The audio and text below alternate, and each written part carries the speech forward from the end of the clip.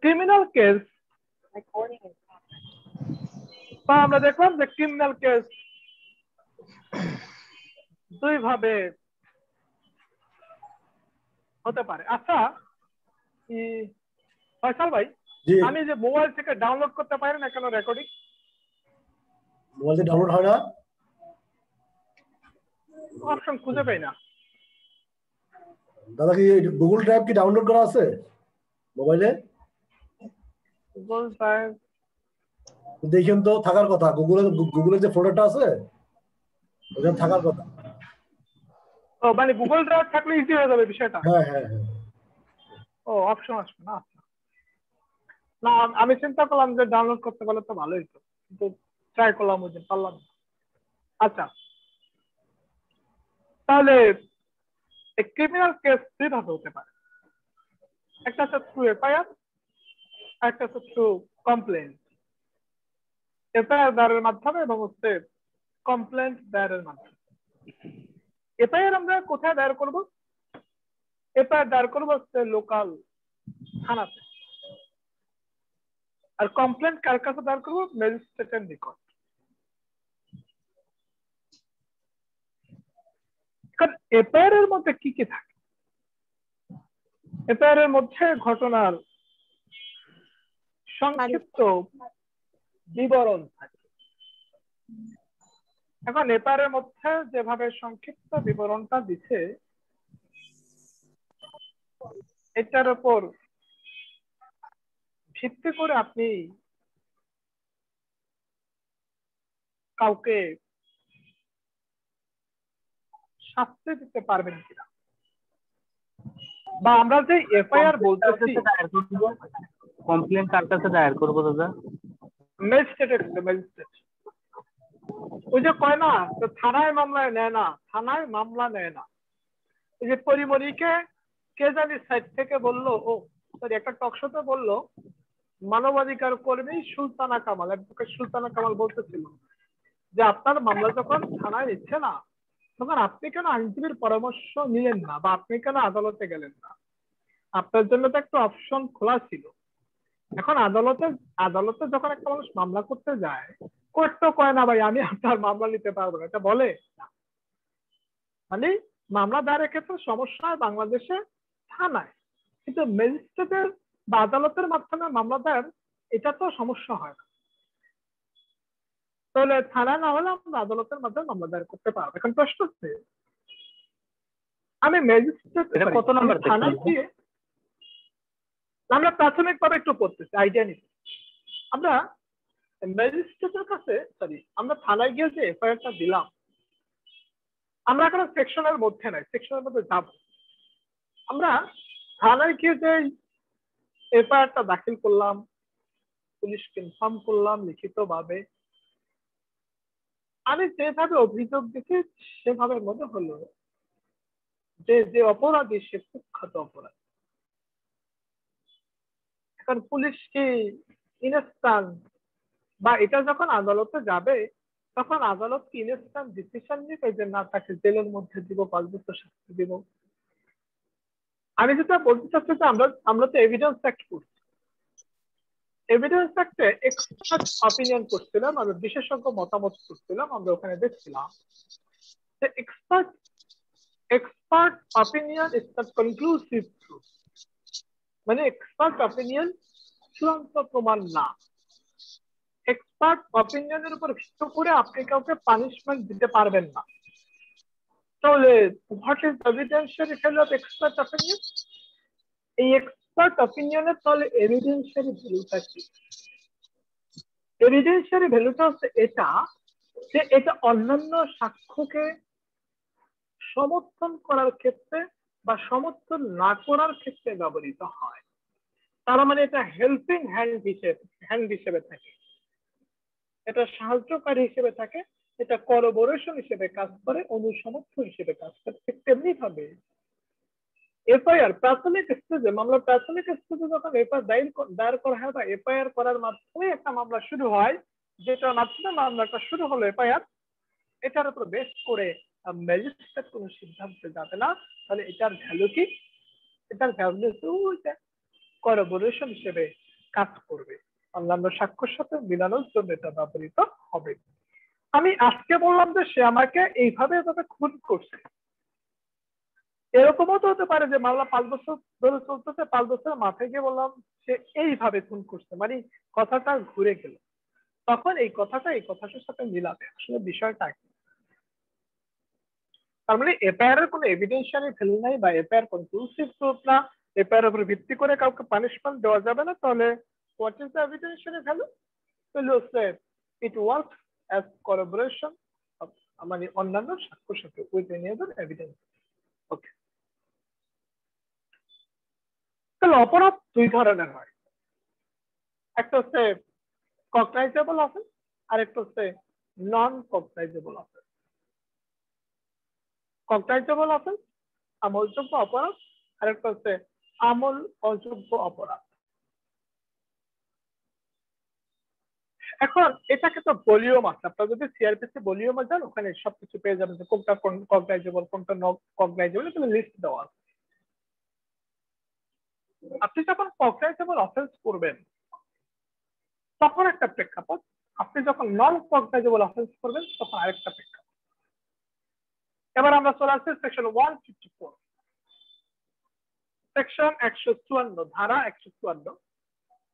ধারা 154 বলছে information in cognizable offences, অর্থাৎ হচ্ছে আমলযোগ্য অপরাধের সংবাদ প্রদান। এটা আপনি কোথায় করবেন? এটা লোকাল থানাতে করবেন। হাউ? থ্রু এফআইআর, এফআইআর দায়েরের মাধ্যমে। তাহলে নন কগনাইজেবল অফেন্সের ইনফরমেশন কত ধারাতে বলছে? আমল অযোগ্য অপরাধের সংবাদ দেওয়া, ইনফর্ম করা, এটা কোথায় বলছে? এটা বলছে আবার 155 এ। প্রবলেম যেটা হয়েছে যে 155 এ যদি ইংলিশটা দেখেন তাহলে দেখবেন যখন সেকেন্ড প্যারাতে বলে দিচ্ছে যে এই নন কগনাইজেবল অফেন্সের ইনভেস্টিগেট করার জন্য আপনার পারমিশন লাগবে ফ্রম দ্য কোর্ট, আদালতের পারমিশন লাগবে, ম্যাজিস্ট্রেটের পারমিশন লাগবে। অর্থাৎ যেগুলো নন কগনাইজেবল অফেন্স, নন কগনাইজেবল অফেন্সের ইনফরমেশন যখন আপনার কাছে আসবে, যখন থানার কাছে আসবে, তখন থানা ক্যান নট ইনভেস্টিগেট, বিকজ এই থানার হচ্ছে পারমিশন লাগে ফ্রম দ্য ম্যাজিস্ট্রেট।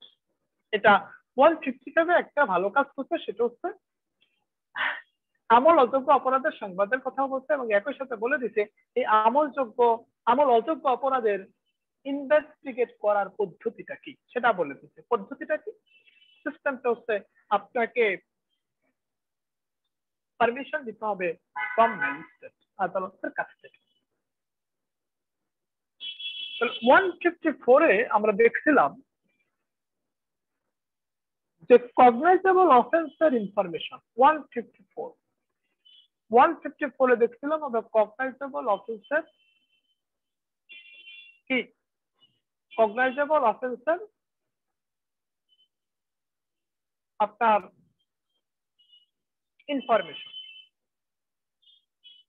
তো এখন প্রশ্ন জাগে না যে আমল অযোগ্য অপরাধের বা নন কগনাইজেবল অফেন্সের ইনভেস্টিগেট করার সিস্টেম বলে দিছে, তাহলে 154 এফআইআর এর ইনভেস্টিগেশন কোথায় বলে দিছে? 156 এ স্পষ্ট করে বলে দিছে যে আপনার উইদাউট পারমিশন অফ ম্যাজিস্ট্রেট, মানে ম্যাজিস্ট্রেটের পারমিশন ছাড়াই পুলিশ কগনাইজেবল অফেন্সের ইনভেস্টিগেট করতে পারে। সেটা আমরা তো কগনাইজেবল অফেন্স বলতেছি, এগুলোকে বলছে জিআর কেস, মানে general registered case, general registered case.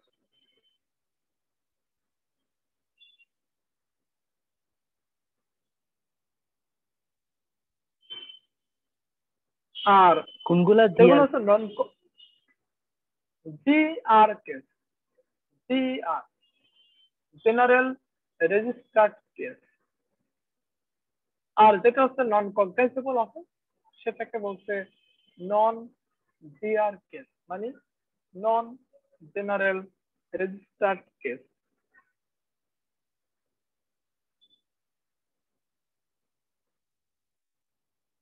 নন জিআর কেন বলছে?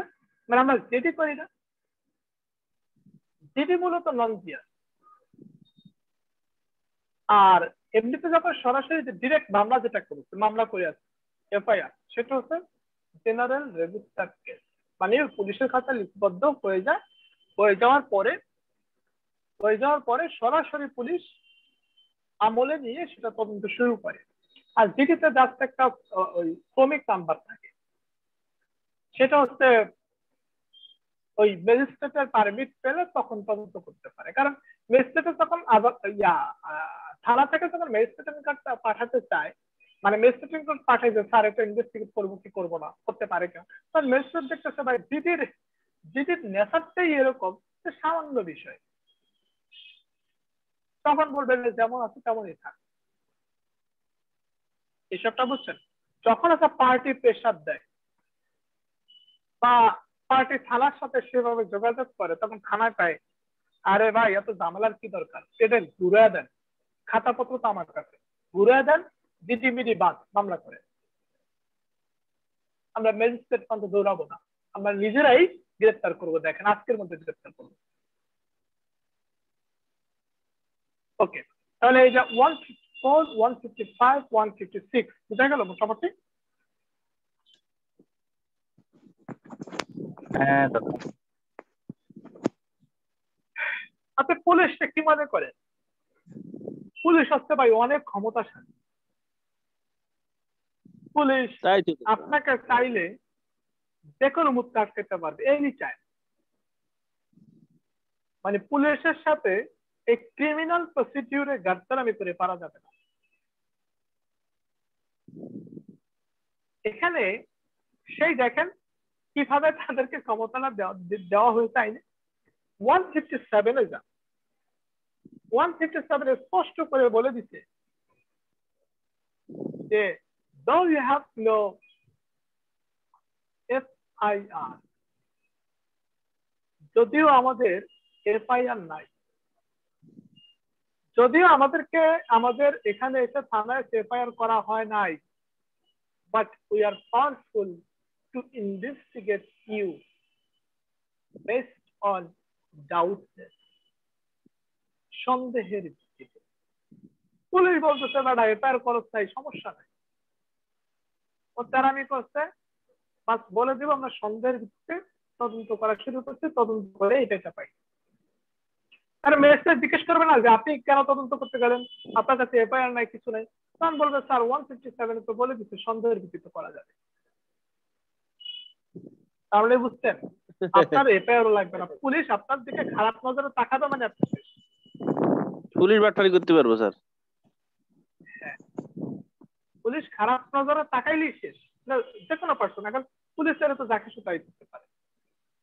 মানে এটা একটা নজির আর কি 157, যে একটা মানুষ অভিযোগ করে নাই, একটা মানুষ মামলা দায়ের করে নাই, তারপরে পুলিশের মনে হলো যে না ওকে একটু হয়রানি করবো, পুলিশ গিয়া তার বাসায় তল্লাশি গিয়া শুরু করলো, তদন্ত শুরু করলো, তদন্ত করেই সেটা রিপোর্ট দিয়ে দিল ম্যাজিস্ট্রেট। এদিকটা যার তদন্ত করতে সে নিজেই জানে না। ওকে, তাহলে হচ্ছে যে 157 পুলিশকে ক্ষমতাটা দিয়েছে। এবার আমরা চলে যাই, আচ্ছা কিছু ধারা আমরা স্কিপ করে যাই, না স্কিপ করার দরকার নাই। 160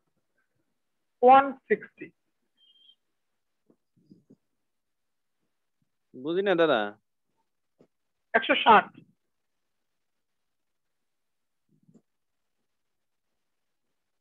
160 কে বলছে,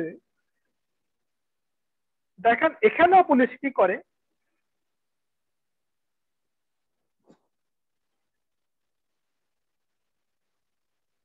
এখানে পুলিশ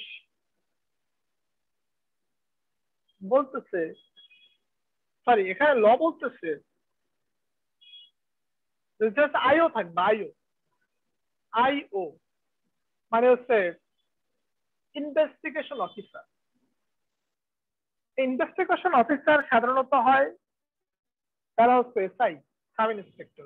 আমি কিন্তু সাব ইন্সপেক্টর হয়েছিলাম জানেন 2020 সালের 5 মার্চ আমার জয়েনিং ডেট ছিল। মানে এখন জয়েন মোটামুটি 1 বছর 2-3 মাস হয়ে যেত।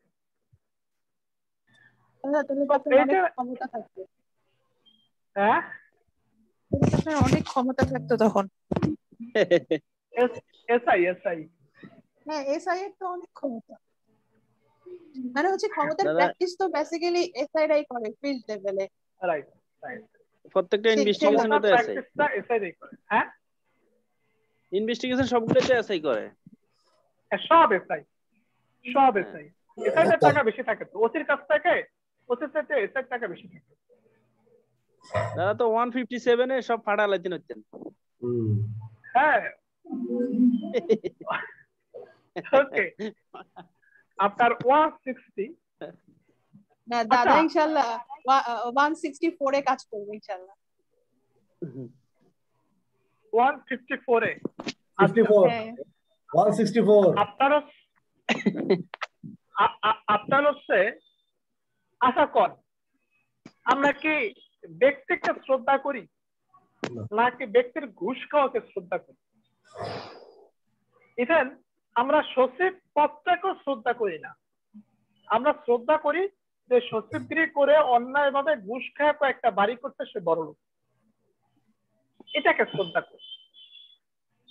তো আমাদের সমাজটা আসলে নষ্ট হয়ে গেছে। কিন্তু মনে মনে কিন্তু আমিও খুঁজি আপনিও খুঁজেন, এটা স্বীকার করেন না করে এমন যদি একটা সুযোগ পাই আমি ঘুষ খাওয়া মনে মনে কিন্তু আমরা প্রত্যেকটা মানুষ ক্রিমিনাল, তাহলে 99.99% মানুষ ক্রিমিনাল মনে মনে। আচ্ছা সুযোগের অভাবে ভালো। সেকশন 160 160 ধারা 160 ধারা দেখেন এখানেও গাফিলতি, মানে প্র্যাকটিক্যালি যেটা হয় যিনি আইও থাকেন উনি অনেকের কাছ থেকে বক্তব্য নেন লিখিত ভাবে।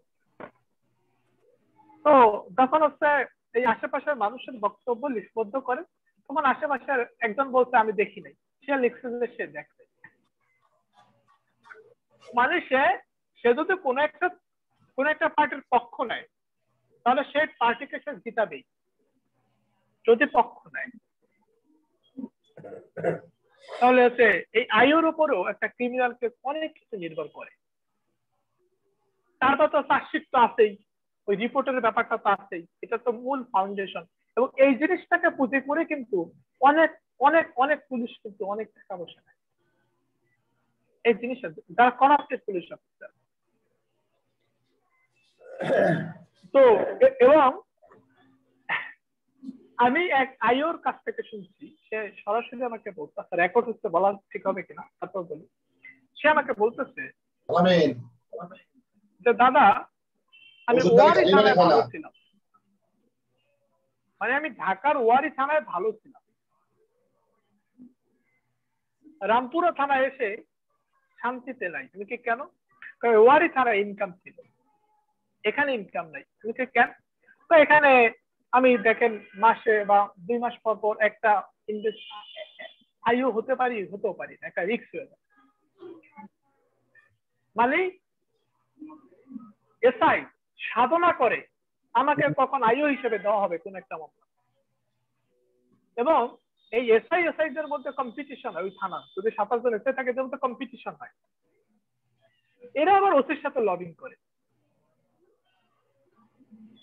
দেখছেন মানে করাপশনটা কোন পর্যায়ে পৌঁছে যায় যদি এরকম সিনেম চলতে থাকে দিনের পর দিন।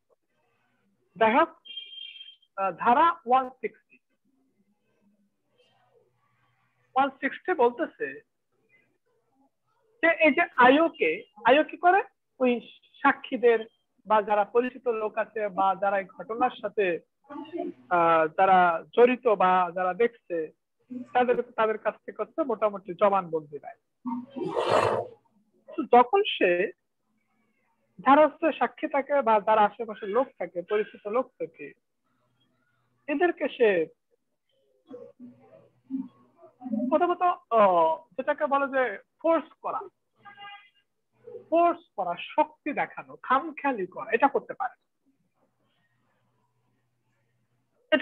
না। স্বাভাবিকভাবে সে সাক্ষীদের কাছ থেকে বা যারা এই ঘটনার সাথে পরিচিত তাদের কাছ থেকে তথ্য আনে। তারপরে এবার চলে যান হচ্ছে 161 এবং 160 জিনিসটা একই, জিনিসটা মূলত একই,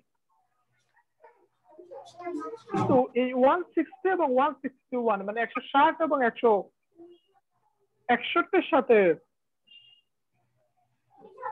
পার্থক্য হচ্ছে এই জায়গাটাতে ওখানে বলছে 160 বলছে যে কোনো ব্যক্তিকে পুলিশ জিজ্ঞাসাবাদ করতে পারবে, আর 161 বলছে any matter connected with the original fact, অর্থাৎ হচ্ছে যে কোনো বিষয় সম্পর্কে,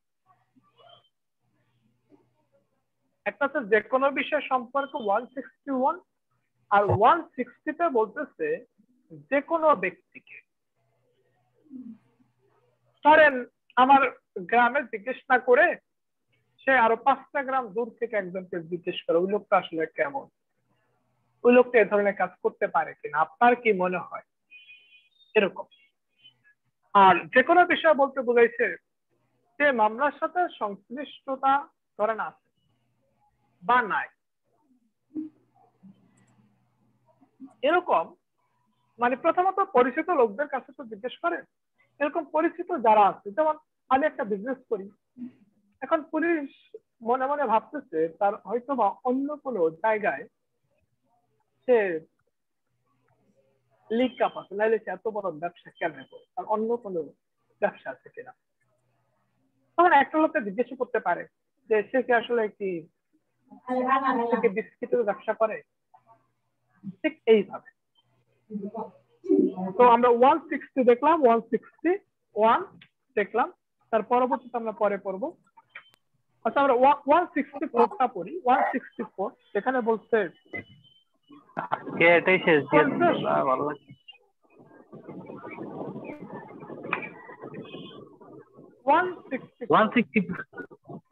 164 দিয়ে আজকে শেষ হয়ে যাবে।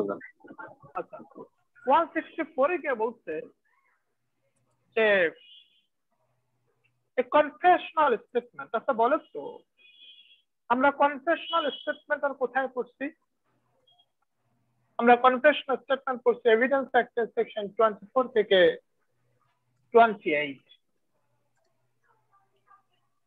এই কনফেশনাল স্টেটমেন্ট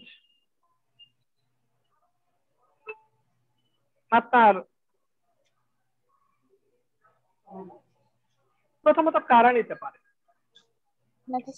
দ্বিতীয়ত আপনি যখন কোনো ব্যক্তির কাছ থেকে কনফেশন নিতেছেন তখন তাকে ফোর্স করতে পারবেন কিনা।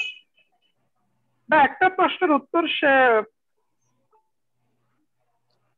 দিতেছে না, তখন আপনি তাকে ফোর্স করতে পারবেন কিনা, উত্তর হচ্ছে না। কিন্তু একটা বিষয় আপনাকে তাকে বলতে হবে যে আপনি যে কনফেস করতেছেন, আপনি যে দোষ স্বীকার করে স্টেটমেন্ট দিচ্ছেন, এটা কিন্তু আপনার এগেইনস্ট যাইতে পারে। এটা কিন্তু আগে ম্যাজিস্ট্রেট কিন্তু বলে দিবে, বাস্তবে বলে দেয় না। বাস্তবে ম্যাজিস্ট্রেট ভাবে যে দেখি সে কি বলে, কিন্তু এটা তাকে আগে বলে দেওয়া উচিত, বা আইনও এটা বলে দিচ্ছে যে তাকে আগে বলে দিতে হবে। এই কনফেশনাল স্টেটমেন্ট কারা নিতে পারে? মেট্রোপলিটন ম্যাজিস্ট্রেট নিতে পারে, যেহেতু মেট্রোপলিটন ম্যাজিস্ট্রেট সব 5টা স্টুডেন্ট নিতে পারবে, আর হচ্ছে সেকেন্ড ক্লাস ম্যাজিস্ট্রেট নিতে পারবে, but he must have been empowered. তার ক্ষমতাপ্রাপ্ত, অর্থাৎ ক্ষমতাপ্রাপ্ত দ্বিতীয় শ্রেণীর ম্যাজিস্ট্রেট আর হচ্ছে মেট্রোপলিটন ম্যাজিস্ট্রেট বা প্রথম শ্রেণীর ম্যাজিস্ট্রেট এই কনফেশনাল স্টেটমেন্ট নিতে পারে। প্রশ্ন, ধরেন আমি একটা মামলার ম্যাজিস্ট্রেট, মানে আমি সেই মামলাটার বিচার করব। এখন প্রশ্ন হচ্ছে, আমি যেহেতু মামলা বিচার করব, আমি কি কনফেশনাল স্টেটমেন্ট নিব? না, আমি নিতেও পারি, নাও নিতে পারি। অর্থাৎ যে কোনো ম্যাজিস্ট্রেট সে ওই মামলার বিচার করুক আর না সে কনফেশনাল স্টেটমেন্ট নিতে পারবে। আরেকটা জিনিস, এই যে কনফেশনাল স্টেটমেন্ট নেওয়া হচ্ছে এটাকে রেকর্ড করা হয়, এটাকে লিপিবদ্ধ করা, এটাকে রিটেন আকারে লিখে রাখা হয় ধারা 364 অনুসারে। 364 তারপরে কনফেশনাল স্টেটমেন্ট রিসিভ করা হয় আন্ডার সেকশন 164 আর এটাকে রেকর্ডিং আকারে লিপিবদ্ধ করা হচ্ছে 364 এর আন্ডারে। ঠিক আছে বিষয়টা? তাহলে আমরা পরবর্তীতে 165 থেকে পড়বো। সমস্যা হচ্ছে বুঝতে, কারো শিক্ষাদি বুঝতে সমস্যা হচ্ছে?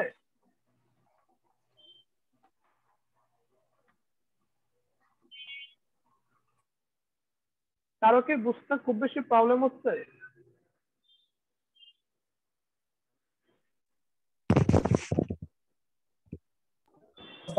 না, বুঝতে সমস্যা দেওয়ানি থেকে অনেক মজা। হ্যাঁ দাদা, একটা বিষয় জানতে চাচ্ছি, সেটা হচ্ছে সমন আর হুলিয়া এই দুটার মধ্যে আসলে পার্থক্যটা কি?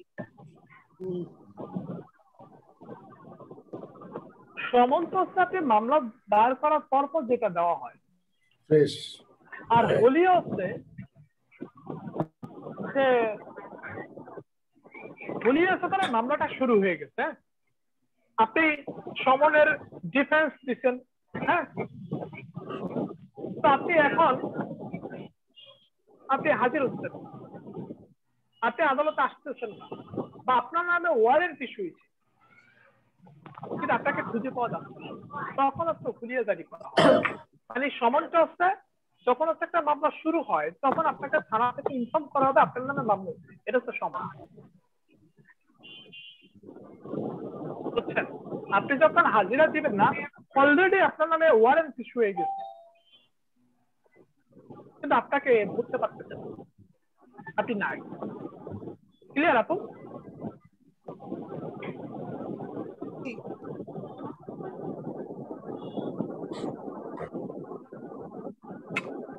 ক্লিয়ার মোটামুটি?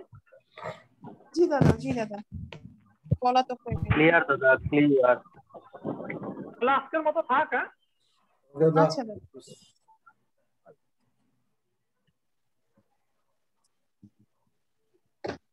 দাদা থাক তাহলে আজকে।